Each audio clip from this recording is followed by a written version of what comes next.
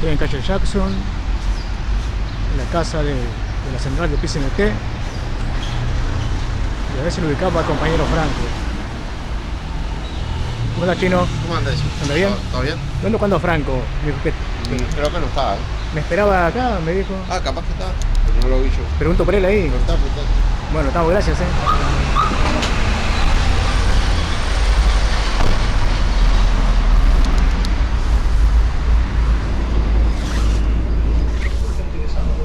Buenos días. ¿Cuándo Franco? Me dijo que estaba acá. Franco no. Estaba arriba, sí. Franco sí, arriba. Sí. Recién me llamó. Hola, buen día. Arriba. Sí. ¿Sabes qué? El índice de precios al productor de productos nacionales creció 2,02%. ¿Cómo va para arriba? Sí, ¿qué le digo? Ah, vení. Dale. Vamos con el compañero Franco. Sí. Sí, vení que yo allá, porque como hay una puerta acá que...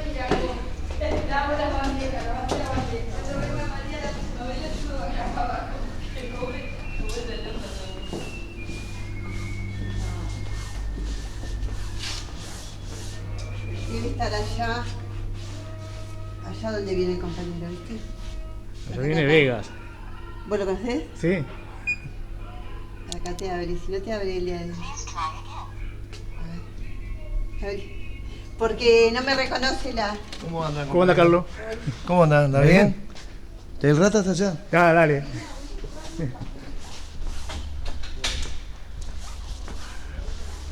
lo encontramos al compañero Franco.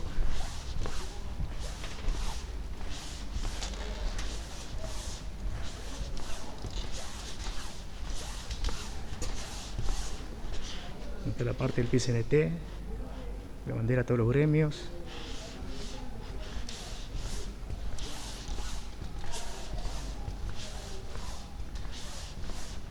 ¿Dónde está? Franco, sal de Pérez Díaz.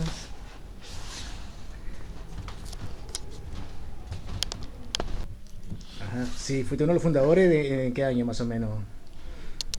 De la CNT. La CNT del 64, que se conformó la CNT como organismo de coordinación. Y en el 66 se hizo el Congreso de Unificación. Yo estuve en el Congreso de Unificación, pero además estaba en la mesa de Montevideo antes que se formara la central. Sí, la pregunta venía porque ayer se hicieron 40 años del golpe de Estado. Vos estabas, siempre fuiste trabajador de la mar, ¿no? Siempre. Siempre. Sí, siempre. Y en ese momento estabas en alguna ocupación o estabas en la central.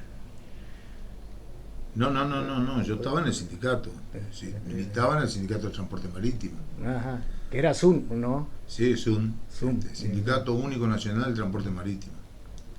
Pero ya la CNT estaba funcionando, porque fue cuando se disolvieron las cámaras y todos esos temas de la... Sí, claro. Yo empecé a navegar en el 64 y la CNT, como organismo de coordinación, se conformó en el 74, en el 64.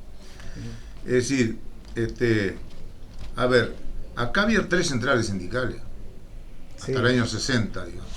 Sí. Entonces, primero fue, en los años 50, fue la UGT, que se disolvió para formar la CTU, que era más amplia, con corrientes anarquistas, socialistas, comunistas, independientes. Se conformó la CTU, que era la Central de Trabajadores del Uruguay, por allá por el año 58 hasta el 59. Y yo milité, en ese periodo milité en la comisión juvenil de la CTU. Pero en ese entonces estaba principalmente en el estudiantado, en el secundario, en el nocturno. Ahora, después se disuelve la CTU y pasa a conformar la coordinación de la CNT. Había un sindicato, una central amarilla, la CSU, la Confederación Sindical del Uruguay, que estaba financiada y dirigida fundamentalmente por la Embajada Norteamericana. Era una organización amarilla, totalmente. Pero ahí los sectores clasistas de la clase obrera disputaron las direcciones de esa central, y uno a uno los sindicatos que pertenecían a la central pasaron, digamos, a concesiones clasistas y a incorporarse a la coordinación en lo que después fue la CNT como organismo de coordinación.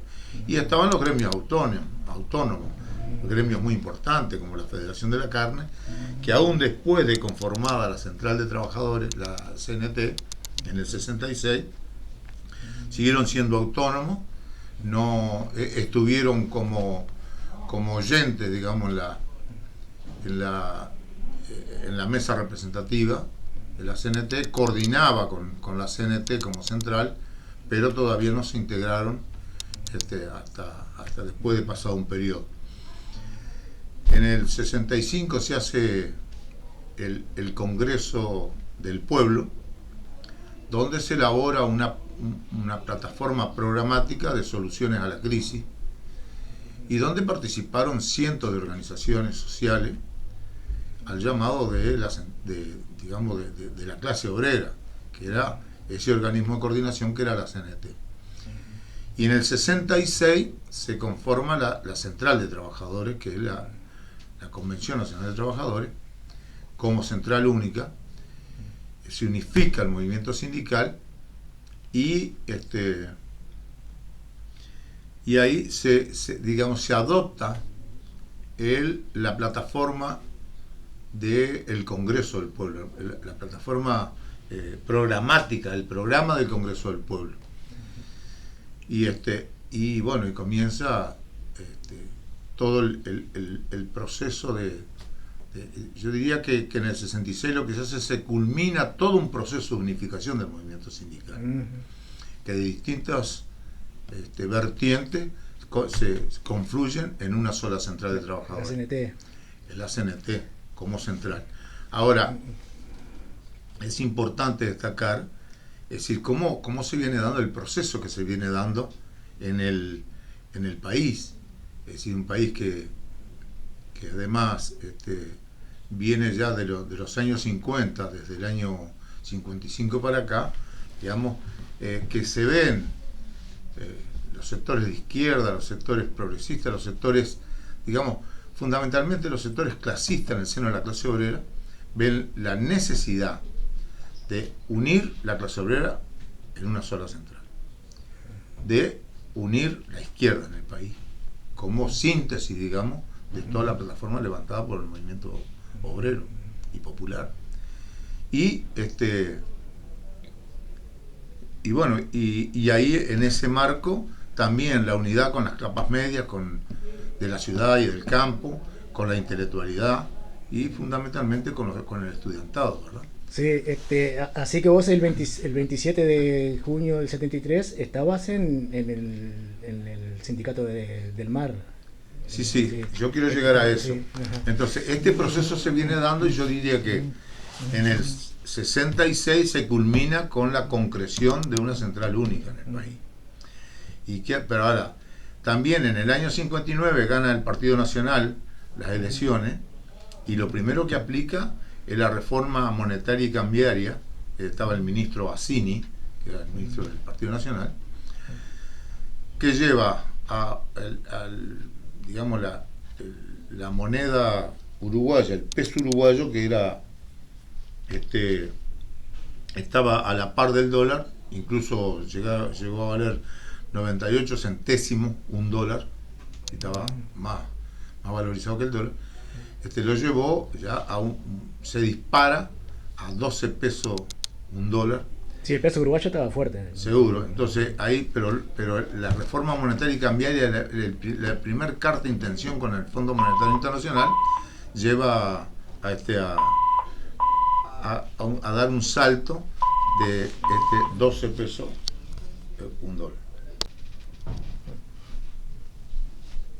Entonces, claro, viene todo un deterioro desde el punto de vista económico en el país, con una gran inflación, una inflación de tres dígitos, 100 y pico de la inflación, y con una gran pérdida de poder adquisitivo de los salarios, una rebaja salarial brutal, y eso unido a una gran represión contra el movimiento popular. Ahora, en el año 64 se da el golpe de Estado en Brasil. Y ya en el año 64, esto es importante para saber lo otro, la pregunta que me hacían, ¿no? donde estábamos en el 30 de abril, el 28 de junio del 73. Posteriormente al Sí, golpe sí, de Estado. en el año 64 se da el golpe en Brasil. Y ya, aún sin conformar la Central de Trabajadores como Central Única, siendo un organismo de coordinación, la CNT, se resuelve que en caso de golpe de Estado en el Uruguay se respondía con la huelga general y la ocupación de lugares de trabajo.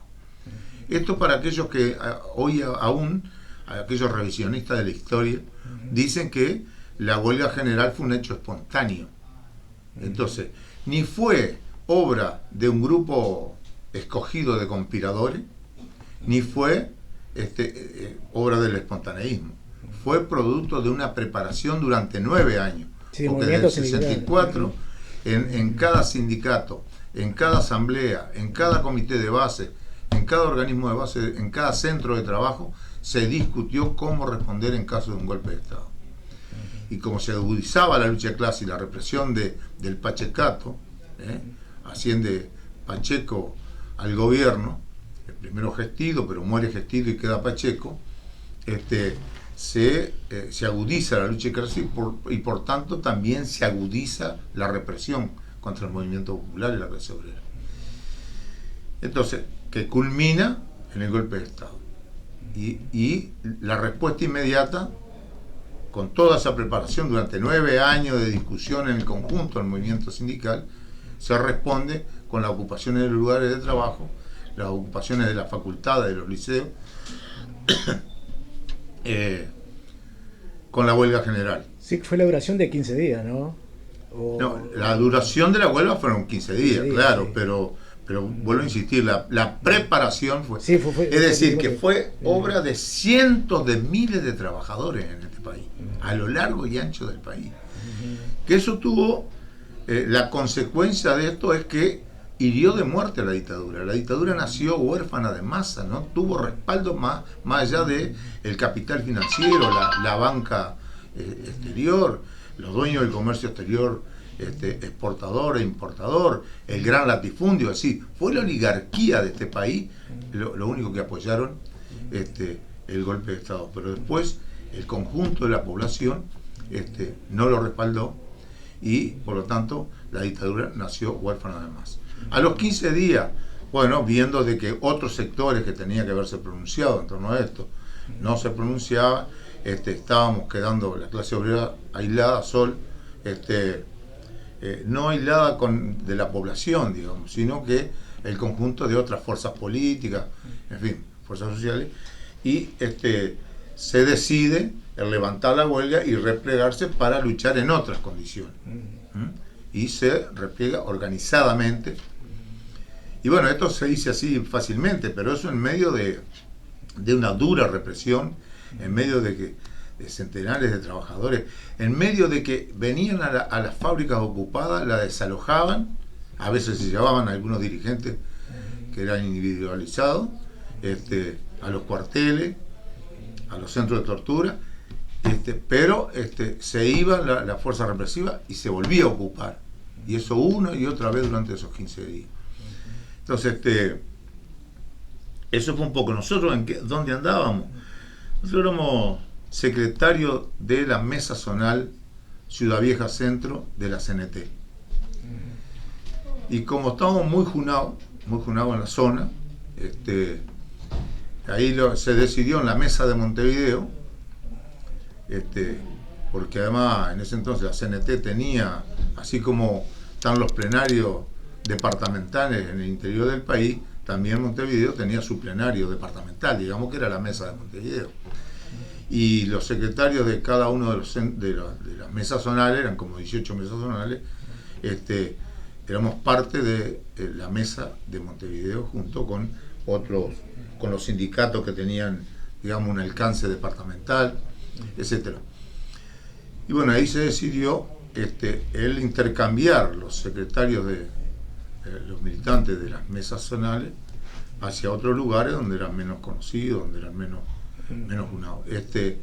Y bueno, y a nosotros durante la huelga general nos tocó estar en La Teja, en la zona de La Teja, donde había cientos de fábricas, donde había ahí realmente un proletariado combativo, impresionante, que nos dejó una gran enseñanza de toda esa experiencia maravillosa que fue esos días de huelga. Pero además, en lo que hace nuestro gremio, teníamos una importante flota mercante de ultramar, y cuando el golpe de Estado fueron ocupados todos los barcos. Te puedo hacer una pregunta. ¿Cuántos barcos habían en la flota de ultramar? Creo que había alrededor de 23 barcos. 23 barcos había. Sí, y además con los barcos cabotaje, eran 10 barcos cabotaje. Ya estaba quedando menos barcos cabotaje. Sí, serían unos 30 y algo en total. Sí, más o menos, sí. Sí. Y es decir, que el grueso del gremio, el grueso del sindicato, lo conformaba la Marina Mercante. Que después eso se revierte durante la dictadura, porque liquidan la flota mercante nacional, y además con el plan de desarrollo pesquero en el 74 hay un gran crecimiento de lo que es la flota pesquera. Ya en dictadura. Ya en dictadura, sí, Claro, en 1974. Ahora, el tema es que los barcos mercantes fueron ocupados, pero por toda la tripulación, desde capitán hasta el último marinero, ocuparon los barcos. Y a los 11 días fueron sacados de los barcos a punta de bayoneta por la Armada. Y a cada uno, lo que le llamamos nosotros, los marinos, se le ensució la libreta, es decir, que se le sacaba la libreta por... Sí, fue como cortarle la fuente de trabajo, sí, ¿no? sí. Nada más se le decía que por haber desobedecido disposiciones del Poder Ejecutivo, y entonces se le sancionaba. Ahora perdón que te corte, cuando te decidiste, estuviste en el exilio, claro, a raíz de todo lo que está Sí, relatando, ¿no? eso fue en el 77 que tuve que salir del país. Sí.